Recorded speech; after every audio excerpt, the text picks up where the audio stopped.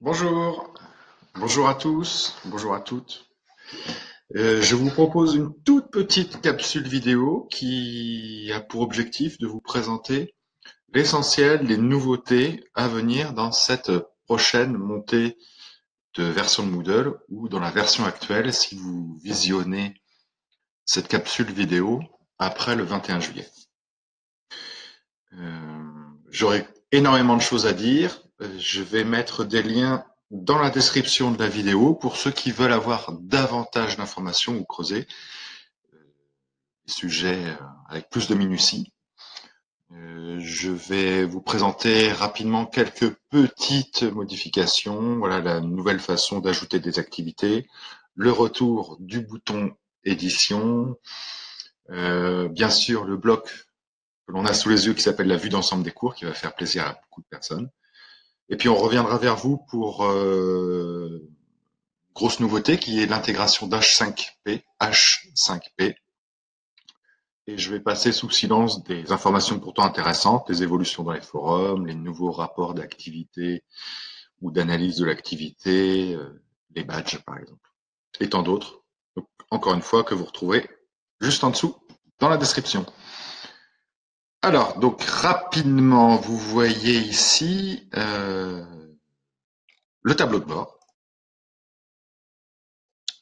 et un nouveau bloc qui s'appelle ici, un bloc remodelé plutôt, la vue d'ensemble des cours, et qui reprend un petit peu une synthèse de ce que l'on retrouvait par le passé, avec des nouvelles fonctionnalités, la possibilité d'afficher sous forme de carte, qui avait été introduit lors de la dernière montée de version, des possibilités de trier différemment les cours et de les favoriser, ce qui est très intéressant, voire même de les faire disparaître. Donc on a toujours les notions de temporalité, les cours qui sont en cours, c'est-à-dire pour lesquels la date du jour se situe entre la date de début et la date de fin, et donc le corollaire à avoir des cours qui seront à venir, qui débutent prochainement ou dans le passé, qui ont fini il y a quelques jours, enfin en tout cas qui ont fini dans le passé.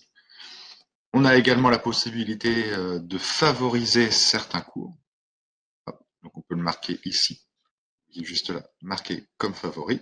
Je vais cliquer dessus. La petite étoile bleue apparaît, ce qui me permet ici, dans le filtre qui est juste là, de ne sélectionner ici que mes favoris. On a également possibilité, quand bien même il y a des cours sur lesquels on s'inscrit, mais c'est plus parce qu'on n'arrive pas à se désinscrire, par exemple, ou on n'a pas envie de les voir. Et on a possibilité de retirer de l'affichage un cours. Hop. Voilà, il disparaît, mais il n'est pas supprimé, je suis toujours inscrit. Et pour les retrouver, ça sera ici, retirer de l'affichage. Et dans tout, ça porte bien son nom. J'ai tout, sauf les blocs retirés de l'affichage. Voilà. Donc en synthèse, vous pouvez filtrer sur le contenu des cours, vous pouvez trier la façon dont ils seront affichés, et vous pouvez également changer, hop, je vais mettre comme ça, la façon dont ils vous seront présentés. Donc ça, c'est l'ancien affichage d'il y a fort longtemps, et celui-ci, un résumé dans lequel on va retrouver des éléments qui peuvent être intéressants. Le reste, c'est comme d'habitude, recherche par tag, recherche par mots-clés, exploration des catégories. Là, rien ne bouge. Je vais prendre ce cours-là pour vous montrer la deuxième modification importante, qui est ici le retour du bouton activer le mode édition. Par le passé, c'était l'unique façon de faire.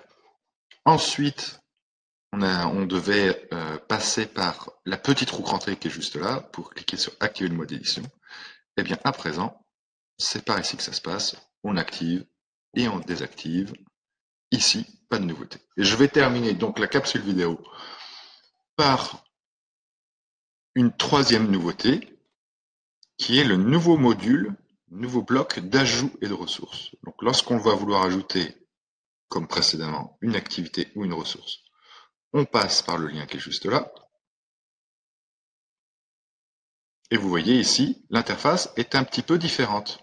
On va retrouver plusieurs éléments, mes favoris, la capacité ici de rechercher avec un mot-clé, par exemple le forum,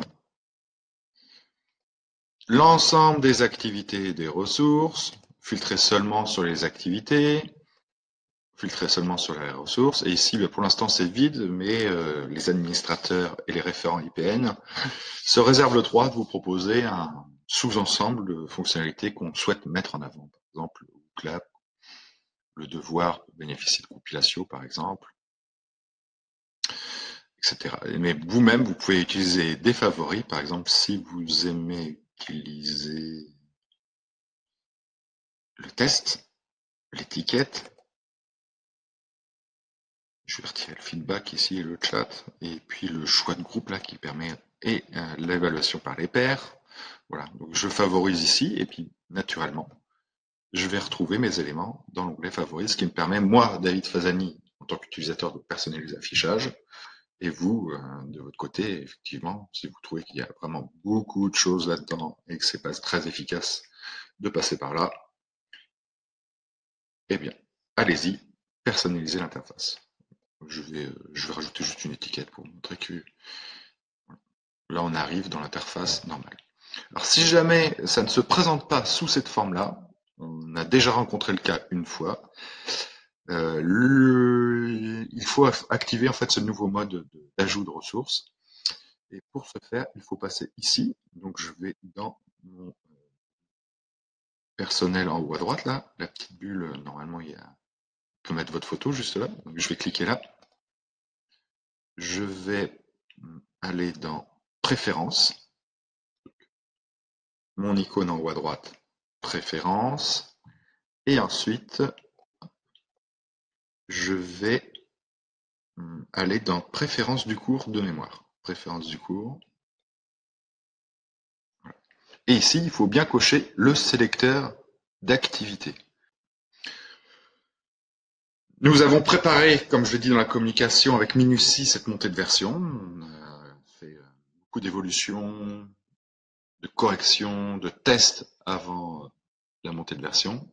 Il est toujours possible qu'il y ait une régression, qu'il soit glissé à ce moment-là, ou même qu'on identifie des bugs que l'on n'avait pas identifiés précédemment, c'est même arrivé.